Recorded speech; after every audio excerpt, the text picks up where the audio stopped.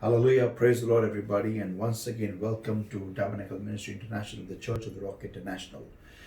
So, before we go in today's word, we are going to welcome the Holy Ghost. Let's all pray, everybody. आइए हम दुआ करें और पवित्र आत्मा का स्वागत हमारे जिंदगी में एक नए तरीके से करें. Thank you, Lord, my God. I give you the praise, I give you the worship, I give you the glory, I give you the honor, Lord, for every single thing that the Holy Ghost is doing in our lives, is doing in our situations, Lord, my God. Holy Spirit of God, you take charge right now. And blessed Lord, my God, I uphold before your throne of grace and mercy every single believer that is hearing this word, Lord, wherever they are in the respective houses, in the respective locations, Lord.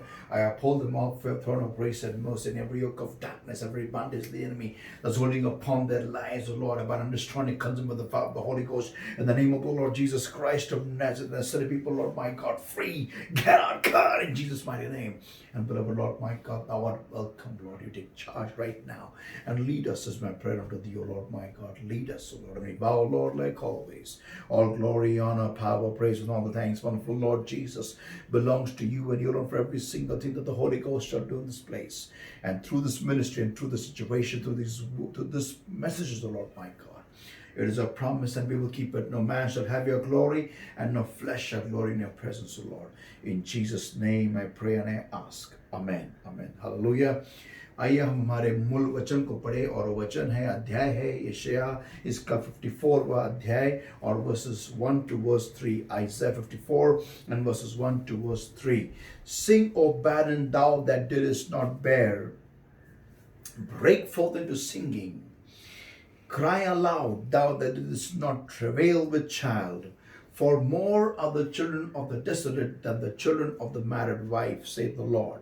Enlarge the place of thy tent, and let them stretch forth the curtains of thine habitation. Spare not, lengthen thy cords, and strengthen thy stakes. For thou shalt break forth on the right hand and on the left, and thy seed shall inherit the Gentiles, and make the desolate cities in cities to be inhabited.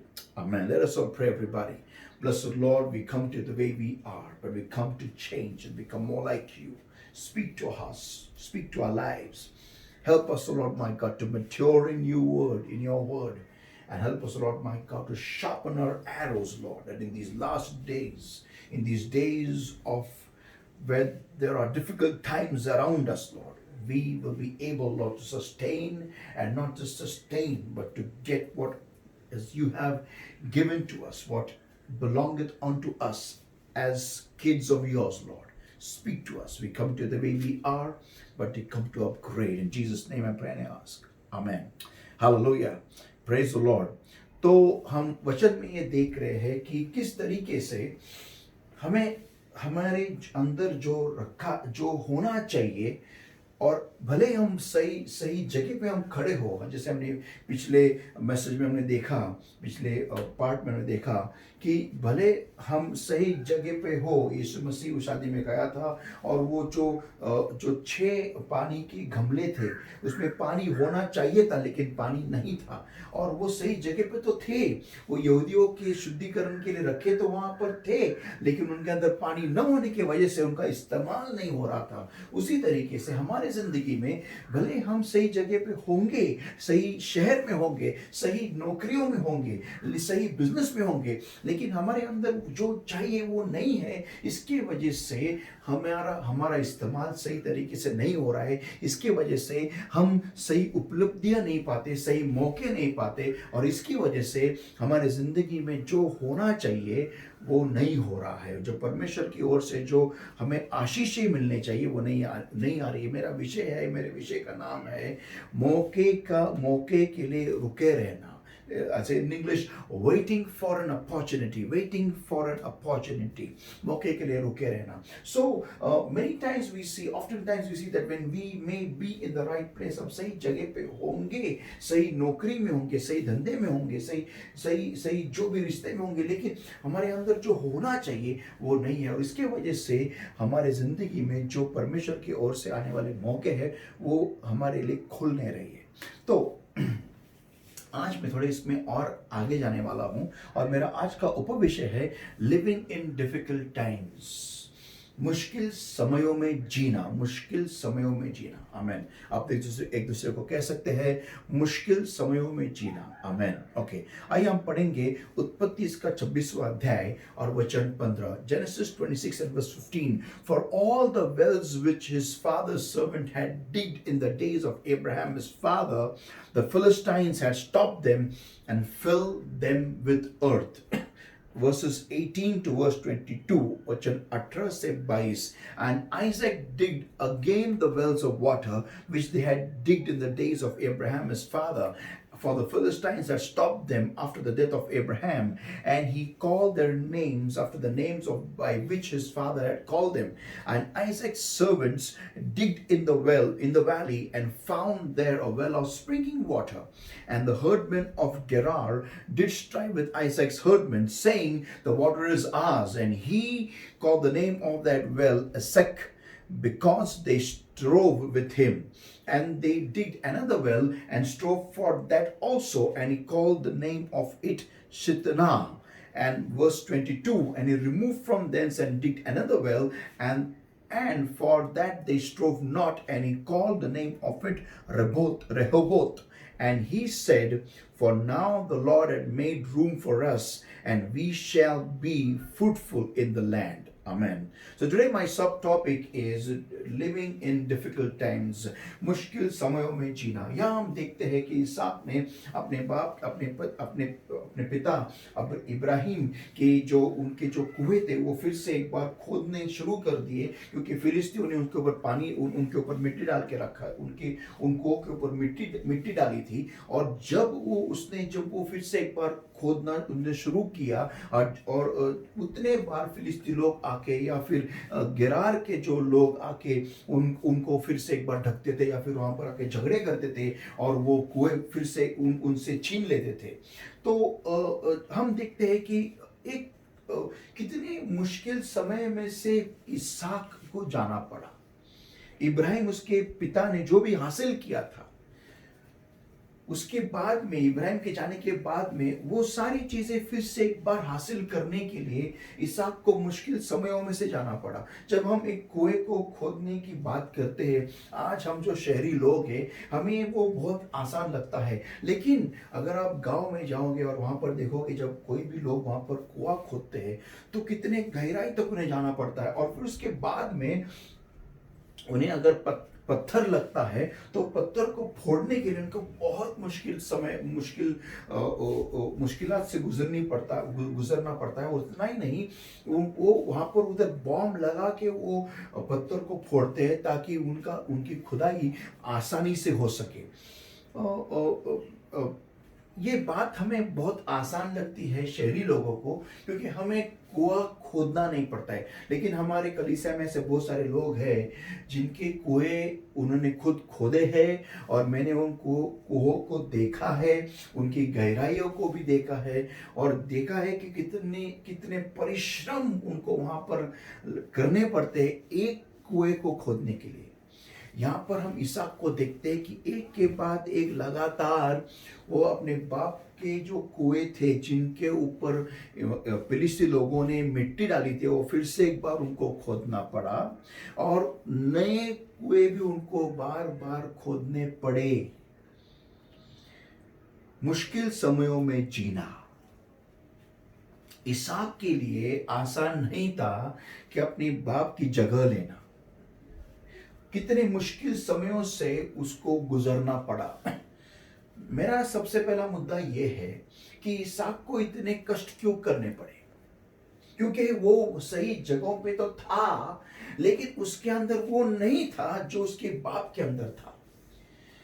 वो अपने पिता का बेटा तो था, अपने पिता के द्वारा वो सही जगह पे तो पहुंच गया था, लेकिन जो अंदर उसके रखना चाहिए, होना चाहिए, वो उसके अंदर न होने की वजह से फिलिस्ती लोगों ने वहां पर होने के बावजूद भी उनकी हिम्मत हो गई कि उसके पिता के कुओं को वो ढक डाले या फिर उसके ऊपर वो कब्जा कर ले।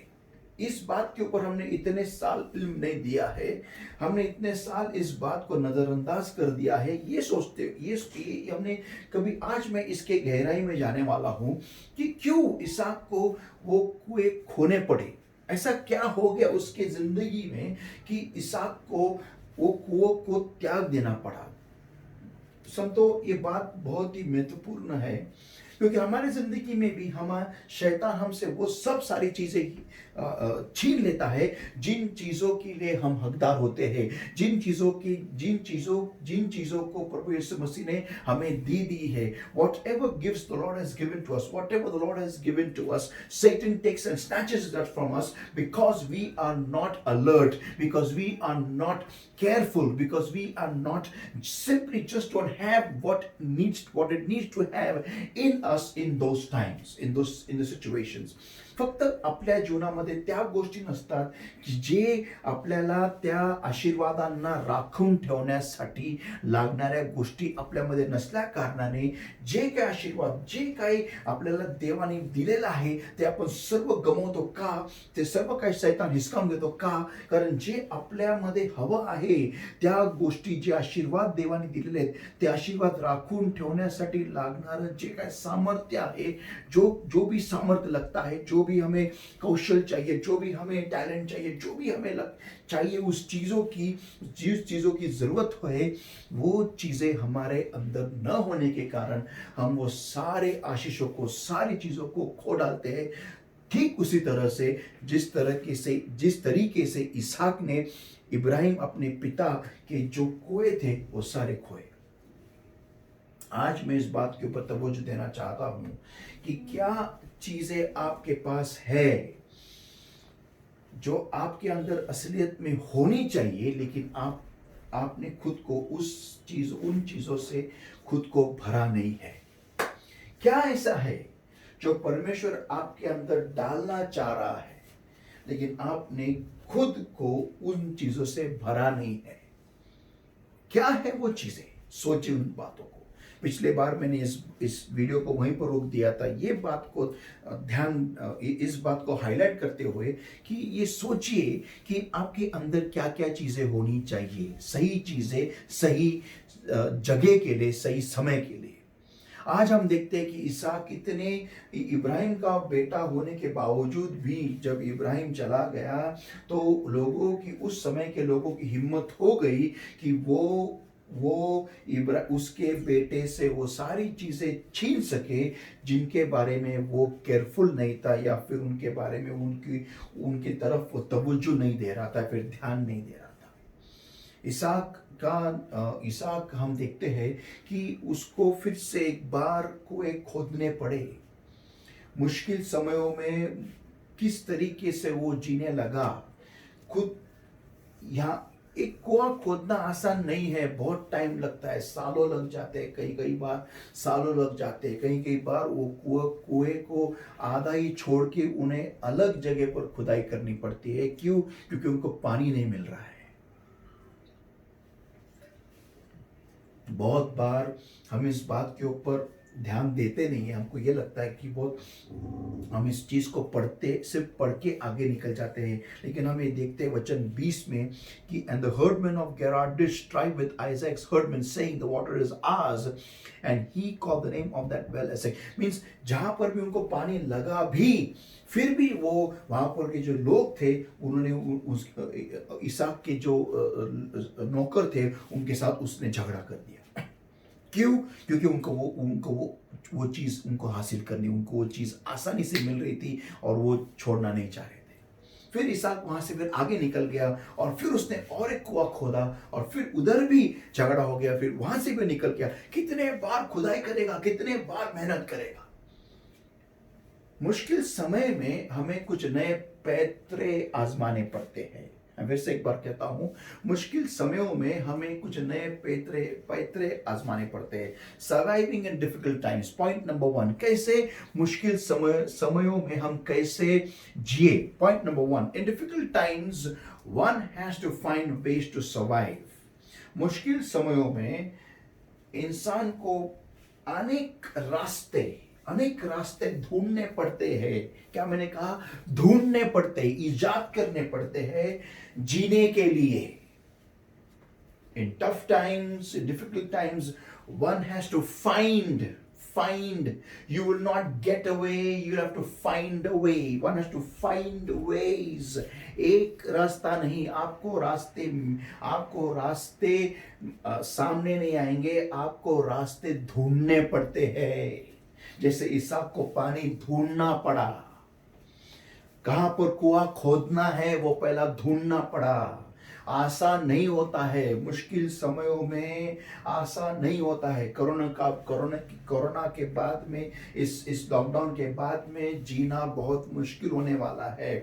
बहुत सारी नौकरियां जाने वाली है, बहुत सारी नौकरियां गई है, लोगों को तनख्वाह कम की जाएगी, लोगों को आधे तनख्वाह पे ही काम करना पड़ेगा और बिजनेस करने के लिए और मुश्किल हो जाने वाला है। बहुत कुछ मुश्किलात हमारे सामने आने वाले हैं। और लेकिन उसी समय जो लोग सही उपलब्धियां से भरे हुए हैं उनके लिए रास्ता आसान हो जाएगा। मैं आपको एक बात बताना चाहता हूं कि मौका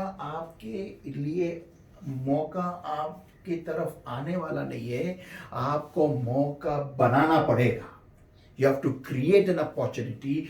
Opportunities are not going to come to you. You have to be an opportunity maker. So, for point number one is, in difficult times, one has to find ways to survive. जीने के लिए रास्ते ढूंढने पड़ेंगे आपको। Point number two, one has to check what works and what does not. आपका जो पुराना लाइफस्टाइल था वो अभी नहीं चलने वाला। आपको देखना पड़ेगा कि क्या चलता है पुराने जिंदगी से, और नए जिंदगी में क्या क्या नए पैतरे आजमाने पड़ेंगे मुझे। ये आपको देखना है, क्या चलता है और क्या नहीं चलता है, ये आपको बार चेक करना पड़ेगा। Point number 3, think out of the box. डब्बे के बाहर सोचो। जो सामान्य है, जो नॉर्मल है, वही बार उसी तरीके से जीने की सोच मत रखो। नहीं, मुझे घर लेना है तो मैं गर्दी में ही लूंगा। नहीं, मैं शहर में रहना चाहता हूँ। नहीं, मुझे इधर ही घर बांधना है सब लोगों के साथ में। अरे आप सोचो, एक बंदा अगर क्वारंटाइन, एक बंदे को अगर इन्फेक्शन हो गया तो पूरा का पूरा एरिया लॉकडाउन खत्म। अरे क्या जाएंगे बाहर, क्या रहेंगे, क्या घूमेंगे, क्या कुछ नहीं कर सकेंगे आप। आपको नई सोच रखनी है, आपको कुछ अलग सोचना है। ये काम जो लोग जिंदगी में असफल होते हैं ना बार, लेकिन फिर भी वो खड़े रहते हैं, कुछ नए आजमाते रहते हैं, नए तरीके आजमाते रहते हैं सफलता के लिए। इनके लिए ये बहुत आसान है क्योंकि उनको पहले से ही आदत है। लेकिन जो लोगों को सफलता हमेशा पहले ही शॉट में, पहले ही स्ट्रोक में उन्होंने छक्का मारा है, उन्होंने हमेशा पहले ही शॉट में उन्होंने सिक्सर मारा है, उनके लिए बहुत मुश्किल है ये बात इस समय में जीना, क्योंकि उनको आदत ही नहीं है असफल होना और फिर से एक बार सफलता के लिए फिर से एक बार और एक प्रयास करना, इनको आदत नहीं है। तो पॉइंट नंबर 3 मेरा ये है, think out of the box, ये था। पॉइंट नंबर 4, री इन्वेस्टिगेट वन सेल्फ। खुद को फिर से एक बार खोजो, खुद को फिर से एक बार खोजो। खुद को, मेरे अंदर और क्या क्या परमेश्वर ने डाला है देखो। एक ही चीज लेके मत बैठो, एक ही चीज नहीं, कुछ अलग अलग परमेश्वर से मांगो। परमेश्वर मुझे दिखा, मुझे बता, मेरे अंदर तूने क्या क्या पैक करके डाला है, क्या क्या पैक करके मुझे इस दुनिया में भेजा है, मुझे दिखा, मैं और क्या क्या कर सकता हूं। खुद को खोजो। Point number 5, push harder. और मेहनत करो, और धक्का और जोर लगाओ। जो पत्थर हिलने रहा है उसको हिलाओ। जो असंभव लगता है उसको संभव करने की ताकत आप में है, यीशु मसीह के नाम में। सोचो इस बात को, ऊपर करो। Push harder. Point number 6, expand और स्ट्रेच योरसेल्फ। खुद को और खींचो। नहीं नहीं मैं यहाँ तक नहीं जा सकता, मेरे लिए वो बहुत दूर है, नहीं ऐसा नहीं पॉसिबल है, नहीं वो नहीं हो सकता, नहीं यार मेरे को नहीं जमता है यार, ये भूल जाओ इन वाक्यों को, ये इन वाक्यों को, इन शब्दों को भूल जाओ और खुद को तानना सीखो, खुद को स्ट्रेच करना सीखो, खुद को एक्सपैंड करना सीखो। And point number 7, challenge your limitations. नहीं मुझसे नहीं होगा ऐसा बोलो मत। अगर ऐसा बोलोगे तो खत्म हो जाओगे। नहीं मुझसे नहीं होता ये, नहीं मैं ये कभी नहीं किया, मैंने अभी तक मेरी लाइफ में मेरे को जमा ही नहीं। खुद के लिमिटेशंस को, खुद की सीमाओं को चैलेंज करो। ये 7 पॉइंट को आपको ध्यान रखना है। खुद की सीमाओं को चैलेंज करो। नहीं नहीं नहीं नहीं नहीं, ये मेरे से नहीं, पॉसिबल ही नहीं है यार, मैं कैसे जाऊँ वहाँ पर, मैं कैसे आउट ऑफ इंडिया जाऊँ, नहीं कौन है यार, कैसा होगा मेरे से ये, नहीं नहीं। अभी आपको ऐसा सोचना, ऐसी सोच रखना बोले तो आत्महत्या करने के बराबर होगा। ऐसी आप सोच मत रखो कि मेरे से नहीं होगा ये। खुद के सीमाओं को चैलेंज करो। आमेन आमेन आमेन। संतो आपको ये बात समझनी बहुत जरूरी है कि बाइबल कहता है, आइए हम पढ़ेंगे यशाया की पुस्तक, इसका 54वां अध्याय। I don't know how you say in Hindi, I think 54 कह सकते, I don't know if I am right और wrong, I don't know. 54 Isaiah 54 and verses 1. Sing, O barren, thou that didst not bear, break forth into singing. Cry aloud, thou that didst not travail with child, for more are the children of the desolate than the children of the married wife. आज मेरा एक सवाल है, वचन में यहाँ लिखा हुआ है, यशाया की पुस्तक इसका 54वां अध्याय, अगर 54 राइट है तो 54 अगर राइट है 54 तो 54 मीन्स 54 अगर हो तो लिखा हुआ है कि वचन 1 में कि जो सुनसान जगह है, जो ओसाड़ या फिर उसको हम कह सकते हैं बैरन, जो डेसोलेट हम बोलते हैं जिसको, वहाँ के जो बच्चे हैं वो ज़्यादा है जिनकी, और जो जिनकी शादियां हो चुकी है उनसे बच्चे उनको ज्यादा है, न कि जिनकी शादियां होने के बावजूद भी उनके बच्चे कम है। ऐसा क्यों है? जो वीरानियत में रहते हैं, जिनको फेंका गया है, जिनको डाला गया है, जिनका कोई नहीं, जिनको ना पति है ना कोई संभालने वाला है, उनके बच्चे ज्यादा है। लेकिन शादी होने के बावजूद भी बीवियां बांझ पड़ी है। ऐसा क्यों यहां पर लिखा है? क्यों आपको बताना चाहता हूं मैं। देखो, जब इंसान के जिंदगी में मुश्किल समय आते हैं ना, किसी ने इंग्लिश में कहा है, when the tough time cometh, the tough get going. जब मुश्किल समय आता है तब जो रफ एंड टफ होते हैं वही आगे बढ़ने लगते हैं। देखो, जिनकी ऐसे कौन औरतें होंगी जो बगैर शादी के बच्चे, जिनकी बगैर शादी उनके बच्चे होते हैं, ऐसी औरतें, ऐसी लड़कियां होती है जो खुद की जिंदगी के बारे में कुछ परवाह नहीं करती, ना उनको किसी की परवाह है, ना वो किसी की इज्जत रखते हैं, ना वो खुद की इज्जत का उनको कुछ फिक्र है, कुछ भी नहीं। वो अपनी जिंदगी ऐसे ही जिए जा रहे, एक जंगली गधे के समान, ऐसा जंगली गधा होता है, वो किधर भी दौड़ते रहता है, किधर भी जाता है, किधर भी गिरता है, उठता है, भागता है। लेकिन वो गधा जो होता है ना, वो रफ एंड टफ होता है। वैसे ही जंगली घोड़े में जितनी ताकत होती है उतनी ताकत एक अच्छे नस्ल वाले घोड़े में नहीं होती है। एक जंगली घोड़े को हम कैसे, जैसे जंगली कुत्ता देखो या जंगली घोड़ा, उनको कैसे भी रखो, किधर भी घुमाओ, उनको कुछ टेंशन नहीं है। उनको सिर्फ खाना दो और वो चलते जाएंगे।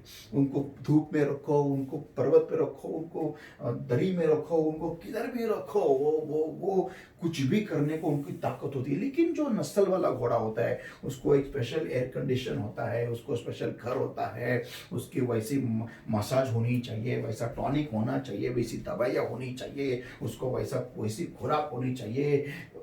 ऐसे ऐसी एक असलियत है, एक सच्चाई है कि जब रेस का घोड़ा जब दौड़ता नहीं है, जब वो दौड़ता नहीं है और अपने मालिक के लिए अगर वो ट्रॉफी नहीं जीतता है, तो उसको मारना, गोली से मारा जाता है, वो आसान होता है ना कि उसको जिंदा रखना, क्योंकि जिंदा उस घोड़े को जिंदा रखना उसका मतलब बहुत खर्चा है, बहुत खर्चा है। तो इसके जो चोचले होते हैं, जो बोलते हैं मराठी में, जिस घोड़े के, वो ज़्यादा बहुत उसको बहुत लाड़ प्यार बहुत उसको रखना पड़ता है। लेकिन ये जंगली घोड़ा है, उसको कहीं पर भी घुमा, उसको कोई टेंशन नहीं है। उसी तरीके से ये जो लड़कियां थी, जो शादी के बगैर उनके बच्चे हो गए, लेकिन जो शादीशुदा होते हुए भी उनके बच्चे नहीं है। तो बाइबल, परमेश्वर इस वचन से क्या कहना चाह रहा है कि for more are the children of the desolate than the children of the married wife said the Lord. जो वीरानियत में रहने वाली औरतें हैं, जिनके ऊपर कोई छत नहीं है, जिनके ऊपर कोई आसरा नहीं है, कोई साया नहीं है, कोई फ्यूचर का कोई गारंटी नहीं है, ऐसे लड़कियों को बहुत बच्चे हैं। लेकिन जिनकी गारंटी है, जिनके ऊपर आसरा है, छाया है, जिनके ऊपर एक फ्यूचर की गारंटी है, देखभाल की गारंटी है, उनको बच्चे नहीं है। क्यों? क्योंकि वचन 2 कहता है, enlarge the place of thy tent. आपने खुद को खींचा नहीं, आपने खुद को आपने उसको क्या कहते हैं हिंदी में, आपने खुद को फैलाया नहीं, खुद को आपने चौड़ा नहीं किया, आपने खुद को सिमटे रखा, लिमिट में बांध। इस वचन में मैं आगे जाने वाला हूं, आगे आने वाले पार्ट्स में बहुत बहुत महत्वपूर्ण है, इसको कभी मिस ना कीजिएगा। लेकिन ये बात को समझिए आप कि मुश्किल समयों में जो लोग रहते हैं वो ज्यादा फैलते हैं। एक्चुअली इसको कहते हैं कंपटीशन को डिलीट करना। मुश्किल समय का मतलब होता है प्रतिस्पर्धा को डिलीट करना। Amen. Difficult times means deleting competition. जो वीक है वो मर जाते हैं। वैसे उकाब का पंछी, उकाब अगर आप देखते हैं, जब उसने अगर 2 अंडे दिए, तो उकाब जो होती है, वो जो होता है, जो सबसे स्ट्रांग वाला बच्चा होता है, उसी को ही ज़्यादा खाना देती है, वीक वाले को वो मार डालते हैं। क्यों मार डालते हैं? क्योंकि उनका कहना ऐसा है, उनके अंदर डीएनए ऐसा डाला है परमेश्वर ने कि जो स्ट्रांग है वही आगे बढ़ेगा, वही फूलेगा, वही फलेगा, और उनकी नस्ल को, आने वाली नस्ल को और वो स्ट्रांग बनाएगा और मजबूत बनाएगा। लेकिन जो वीक होता है वो कुछ फायदे का नहीं होता है। तो उसी तरीके से वो स्ट्रॉन्ग डीएनए हर नस्ल में, हर उनके पीढ़ी दर पीढ़ी वो strong DNA he pass on करते हैं। हमारे जैसे नहीं होते हैं। हमारा इंसान का देखना बहुत अलग होता है, इंसान की नज़र बहुत अलग होती है। हम जो स्ट्रांग होते हैं उनको दूर कर देते हैं, और जो वीक होते हैं उनके ऊपर हम ज़्यादा ध्यान देते हैं। ये इंसान की फितरत ऐसी है। लेकिन निसर्ग की फितरत बहुत अलग है। निसर्ग जो होता है वो जो वीक है उसको मार डालता है, और स्ट्रांग जो होता है, बलवान, उसको ज्यादा खाना देके और पौष्टिक बना के, और उसको पौष्टिक खाना देके उसको और मजबूत और बलवान कर देता है। ये नेचर है। तो जब हम आज इस कोरोना के लॉकडाउन के बाद में जब हम मैदान में उतरेंगे, राइट वर्ड है, मैदान में उतरेंगे, तो हमारा सामना ऐसे बहुत सारे शार्क, बहुत सारे टाइगर्स के साथ होने वाला है, शेरों के साथ होने वाला है, जो हमें फाड़ खाने के लिए रुके रहने वाले हैं कि कैसे मुझे इसकी जगह मिले, कैसे मैं इसका बिजनेस हासिल करूं, कैसे मैं इसको जो मिलने वाला प्रमोशन है वो मैं कैसे हासिल करूं। ये देखने वाले, तुम्हारे साथ में चलने वाले, तुम्हारे प्रतिस्पर्धी है, तुम्हारे कॉम्पिटिटर्स, सब लोग एक दूसरे एक नए दौड़ में लगने वाले हैं, और इस दौड़ में जो वीक है वो फाड़ दिए जाएंगे, खत्म किए जाएंगे। आज ये हमें सोचना है कि इन 7 मुद्दों के ऊपर हमें ध्यान दे के खुद को हमें तैयार करना है। वचन यशायाह का 54वां अध्याय और वचन 1 से 3 आप ध्यान से पढ़िए। मैं आने वाले पार्ट्स में इसके बारे में बात करने वाला हूँ। Amen. So prepare yourself, pay attention to the 7 points. इन 7 मुद्दे के ऊपर ध्यान दीजिएगा, बहुत महत्वपूर्ण मुद्दे हैं। आइए हम दुआ करें। Thank you, Lord, my God, for today's word that came to us live. Thank you for speaking to our hearts, Lord. I give them in your hands and help your people, Lord, to reinvestigate themselves in a new way is my prayer unto thee. Every yoke of darkness, every bondage of the enemy that's holding upon their lives, Lord, abandon, destroy, and consume with the fire of the Holy Ghost in the name of the Lord Jesus Christ of Nazareth. And I set the people free. Get out, God, in Jesus' mighty name. But the Holy Spirit of God, our welcome. Just breathe afresh. Just touch your people, Lord my God. Just touch. A fresh anointing of your presence, Lord. Just touch.